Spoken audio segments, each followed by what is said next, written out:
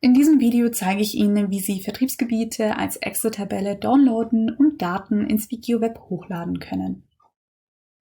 Hierfür habe ich bereits die entsprechenden Gebiete selektiert und gehe jetzt anschließend oben rechts in der Kopfzeile auf den Button Download Upload. In dem Download-Fenster muss ich nun einige Parameter auswählen. Da in der Demo-Version nur eine Excel-Tabelle gedownloadet werden kann, habe ich unter Dateityp keine Auswahlmöglichkeiten und das Excel-Format ist hier bereits ausgewählt. Unter Daten wähle ich nur die aktuelle Auswahl aus, da ich ja nur die gewählten Vertriebsgebiete in meiner Excel-Tabelle ausgeben möchte. Natürlich könnte ich hier auch alle auswählen, dann bekomme ich alle PLZ-Gebiete für ganz Deutschland ausgegeben.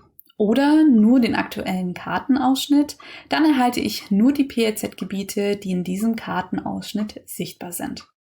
Jetzt muss ich nur noch den richtigen Layer auswählen, in unserem Fall sind es ganz unten die Vertriebsgebiete. Ich bestätige mit Weiter und oben rechts erscheint ein Toasterfenster mit der Meldung, dass die Daten gedownloadet werden.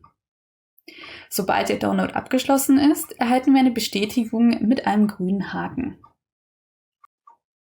Um die Excel-Tabelle aufrufen zu können, muss ich entweder auf den Link in der Toaster-Message klicken oder aber ich gehe in die Kopfzeile auf den Button Benachrichtigungen.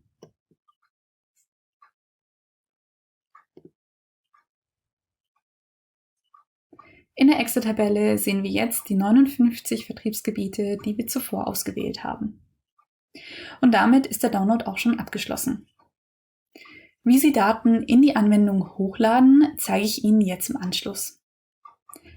Dafür nutzen wir eine Datei mit einer Liste von beispielhaften Mitarbeitern und ihren entsprechenden Wohnorten.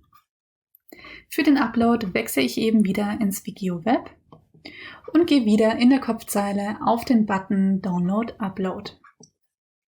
In dem Fenster wähle ich den Reiter Upload aus und jetzt müssen wir nur noch festlegen, in welchen Layern unsere Daten hochgeladen werden sollen. Da wir die Standorte unserer Mitarbeiter hochladen, lassen wir hier die Vertriebsstandorte ausgewählt. Jetzt müssen wir nur noch links unten auf den Button Upload klicken, die richtige Datei auswählen und öffnen. Die Spaltenzuweisung erfolgt hier automatisch. Sie müssen an dieser Stelle nur noch mal überprüfen, ob alles richtig zugewiesen wurde. Und wenn alles passt, klicken wir auf Weiter. Oben rechts erscheint wieder eine Toaster-Message, dass der Upload gestartet wurde. Und sobald der Upload erfolgreich war, erhalten Sie auch hier wieder eine Bestätigung. Jetzt können wir uns im Layer-Menü die hochgeladenen Daten mal genauer ansehen. Hierfür klicke ich in der Kopfzeile auf den Button Layer. Ich wähle meine Vertriebsstandorte aus und blende sie mir ein. Und dazu öffne ich mir auch noch die Datentabelle. Und Sie sehen, hier sind unsere hochgeladenen Daten. Und damit ist der Datenupload auch schon abgeschlossen. Unsere Software WikiOweb können Sie gratis und unverbindlich testen. Gehen Sie dafür einfach auf wikiogis.com und stellen eine Testanfrage.